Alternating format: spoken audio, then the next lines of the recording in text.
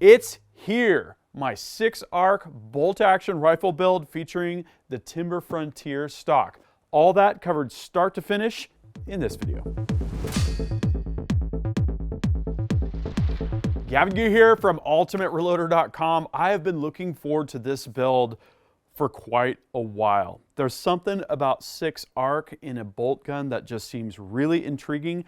We're going to find out what it's like to chamber a rifle barrel. We're going to put it in the Timbr Frontier.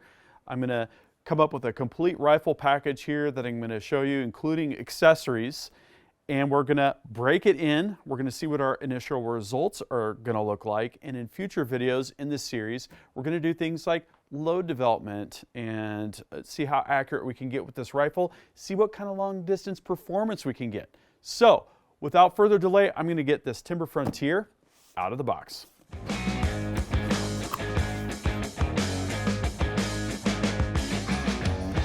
So here it is. This is what's included with the Timbr Frontier stock. Now there are two colors available. There's kind of a gray color scheme and then this sort of forest multicam. I kind of like this because I'm a real fan of green. So the choice to me was clear.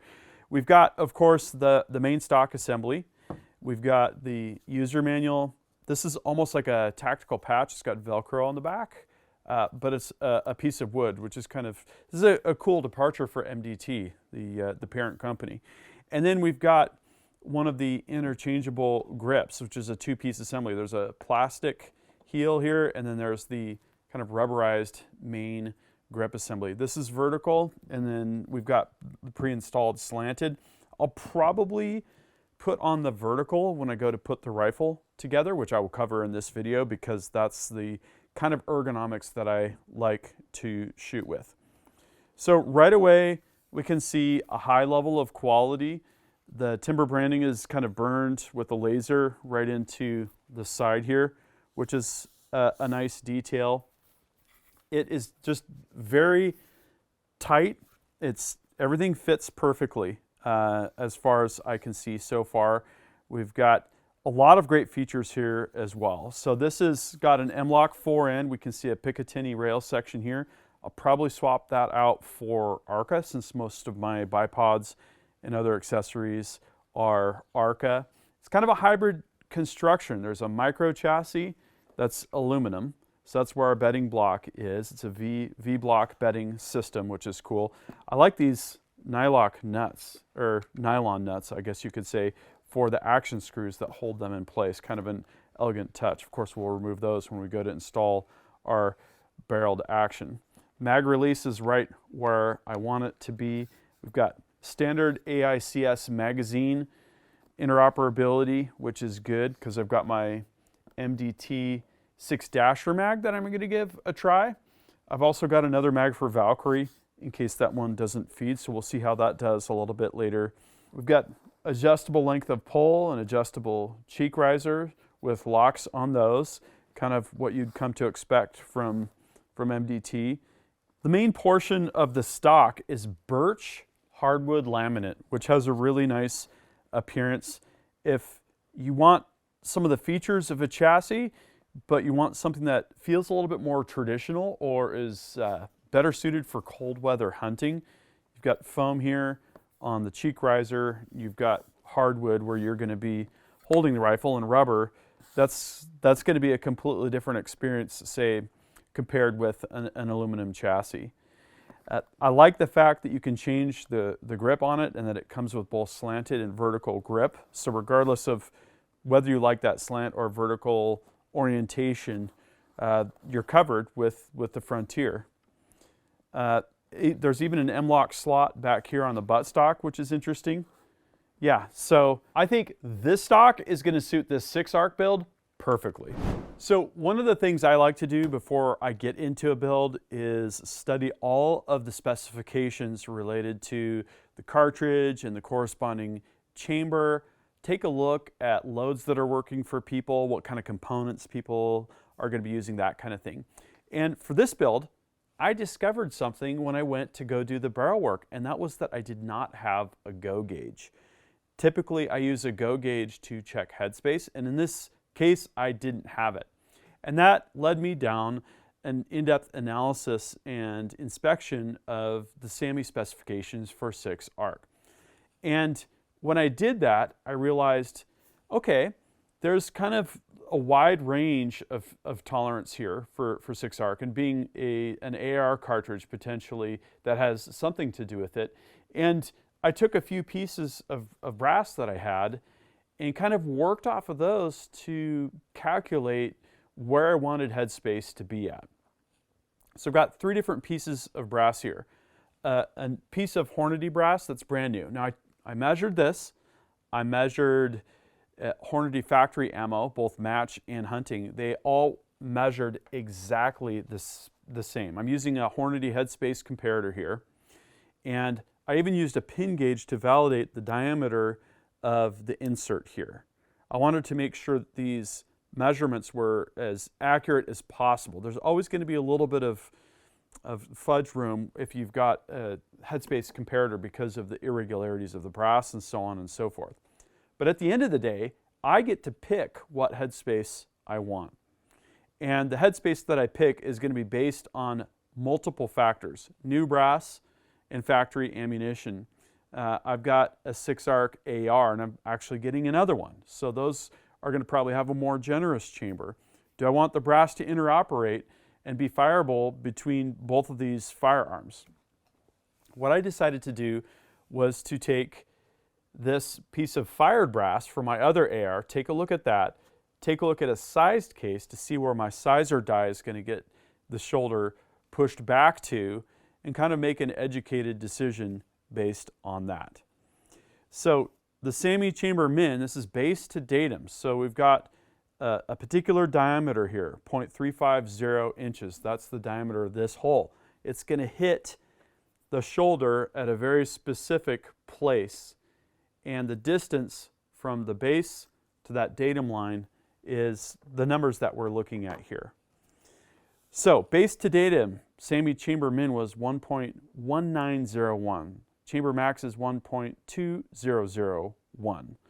So there's 0.010 of an inch allowable difference between a min chamber and a max chamber, which is kind of a lot, actually. The new brass I had was at 1.180. The sized brass was at 1.8850, and the AR fired brass was 1.1935. So there's quite a bit of different options here. And what I decided to do was I decided to chamber this rifle so that it can fire easily the brass, after it's been resized, of course, that I fire in my ARs. And because the new brass is 1.180, and I'm going to cut the chamber to about 1.190, which is essentially SAMI minimum, I've decided if I need to, I'll fire form all the new brass, and then I'll just do a shoulder bump of maybe 1.5 to 2.5 thousandths to get it exactly where I want for the first pass of reloading. Fire form once, who knows, it might shoot really good then, and then fire form to suit and handle the reloading process accordingly. So I'm assuming my AR had a chamber in excess of 1.1935. And with SAMI chamber max at 1.2001, that's still within the acceptable range in terms of the chambers. It's 3.5 thousandths into or beyond the minimum, essentially. So at the end of the day, I decided I'm going to cut the chamber to approximately SAMI minimum, and I know because I've checked my piece of sized brass, I can get it down below that without any special die alterations or specialty dies, that kind of thing. So that was kind of some of the research that I did, and I decided I would use pieces of brass, reference pieces here, as go and no-go gauges, the sized and then the previously fired AR case, and get exactly where I'm at on the lathe so I can cut that chamber to the perfect depth. So that was one of the special things about this build. Let's talk about tools and machinery. Of course, I've got my Precision Matthews TL1660 metal lathe. This thing is a beast. I absolutely love running it. It's really big. It's got a lot of capacity, a lot of great features. It's built really well. I also have, and you've seen recently when I did the Shorty build, and all my old builds, the Precision Matthews PM 1440 GT, which is also a great lathe. It's down at my other shop. Here with the TL 1660, I'm using the true bore alignment system, which is an articulating chuck that allows you to change the angle and the axial position to get that perfect zero chamber area or throat area run out. For the reamer, for this build, I've got an Alpha Legacy solid carbide reamer that worked really well. I've got my custom pressure flush system that I've been using in all of the recent builds, which performed really well. And I'm also using the Short Action Customs modular barrel vise and modular action wrench for the assembly of the barrel and the receiver.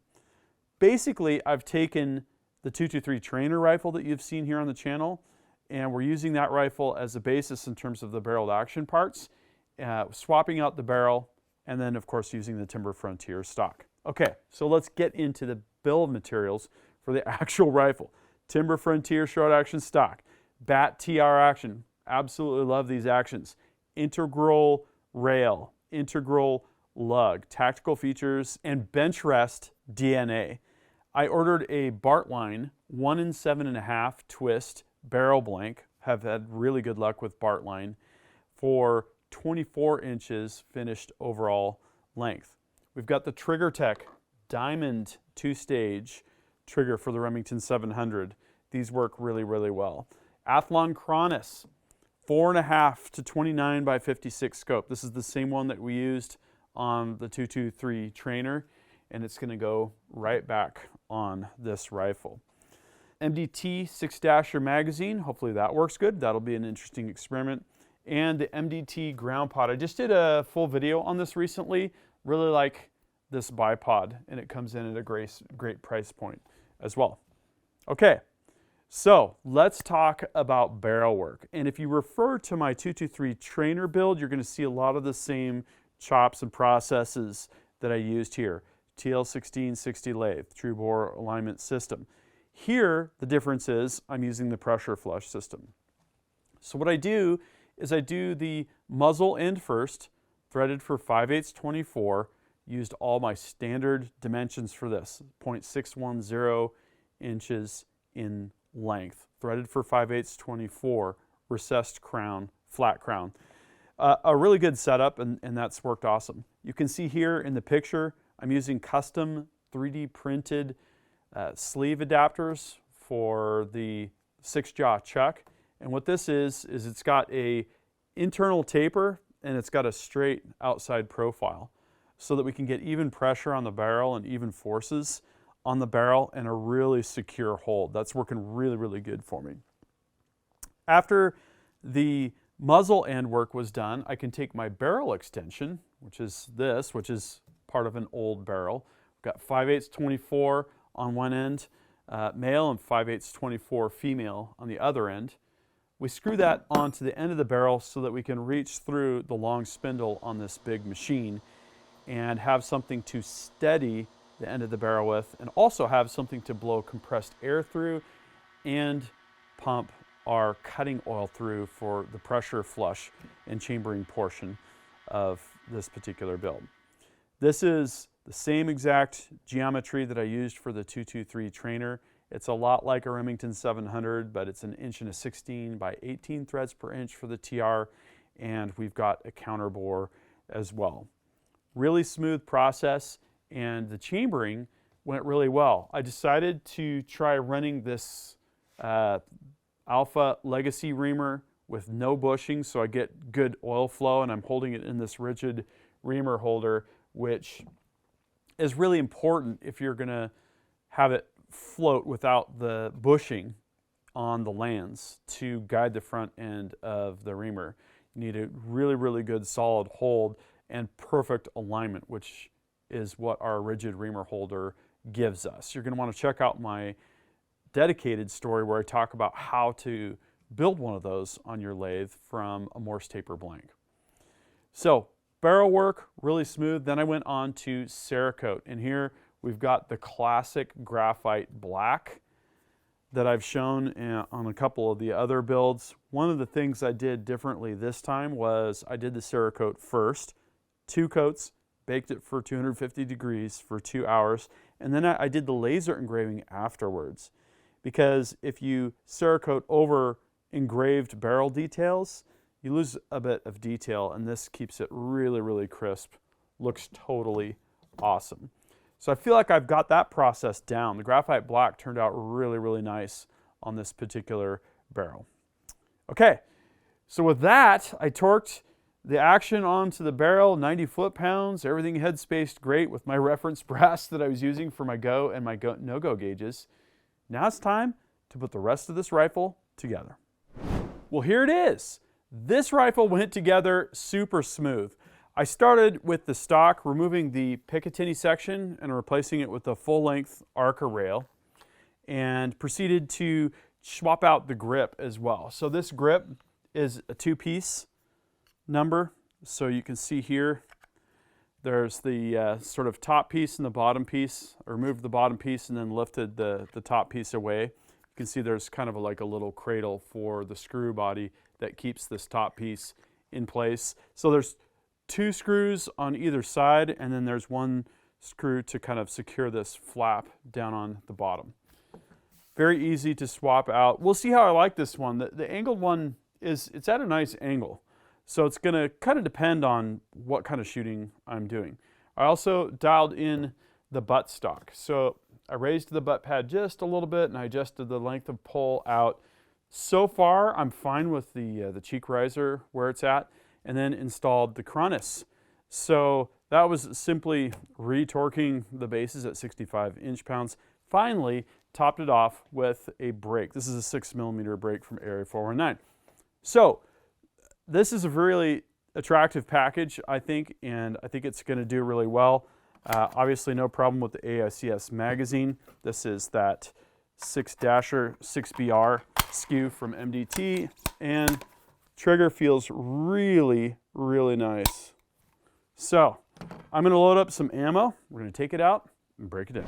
Well, the results are in. I've just gotten through about half of the break-in, really having fun with this rifle. I really love the way that it feels, and it shoots awesome. I started the break-in with Hornady's precision match ammo. This is 108 ELDM bullet with that ammo, and right away, second group I shot, I was doing 3 shots clean, 0.216 inches for 3 shots at 100 yards.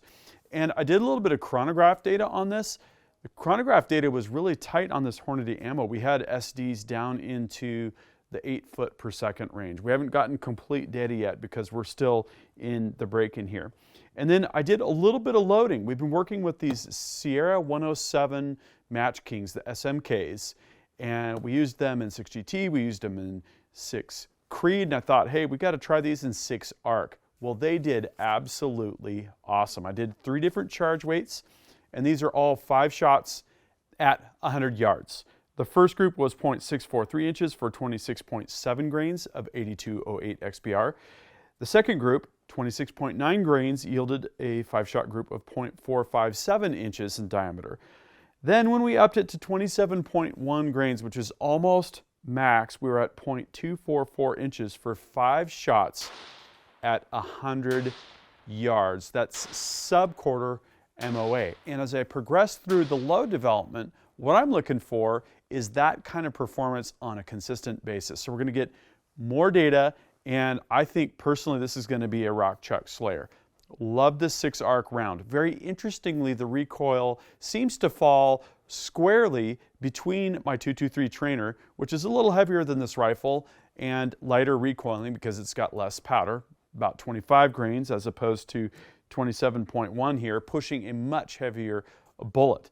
A bullet that weighs almost double what my 223 bullets, typically weigh. Not a lot of recoil, however. It's very pleasant to shoot. The TriggerTech Diamond Remington 700 2-stage trigger is really crisp. Really enjoyed that as well.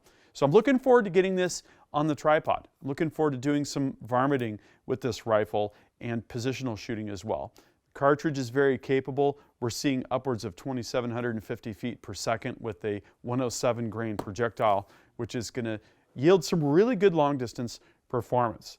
So Look for more content in this series. Love the Timbr Frontier. Love the way this rifle came out with the BAT TR action and the Trigger Tech 2-stage trigger. I did find one additional note. The 6BR magazines did not feed the 6-ARC rounds very well. That might be a totally known thing. It was just something I was trying. The 224 Valkyrie modified AICS magazine, however, feeds flawlessly. So that's just another note kind of in this series. What I'd like to know is, what do you think? Do you have a 6-ARC bolt gun? What is it? What ammo are you shooting? Are you reloading? Drop a comment and we'll start a discussion. That concludes this video, and that means it's time to wrap it up. I hope you enjoyed this video. Don't forget to like and subscribe. Also, we're on Facebook, YouTube, Rumble, where we've got unrestricted content, and Instagram. Make sure to follow us on all those channels. Ultimate Reloader also has a commercial solutions division serving law enforcement, the military, and the gun industry. We have some unique capabilities, including a comprehensive suite of recoil testing and evaluation capabilities, trigger profiling, and more. If you're interested in custom rifles like what we build here on the channel, or gunsmithing services, you're going to want to go to rifles.ultimatereloader.com and get on the wait list. If you want to learn lucrative gunsmithing like what I show here on the channel, including building custom rifles and Cerakote plus a whole bunch more, you're going to want to check out the Colorado School of Trades, schooloftrades.edu. Thanks again for watching.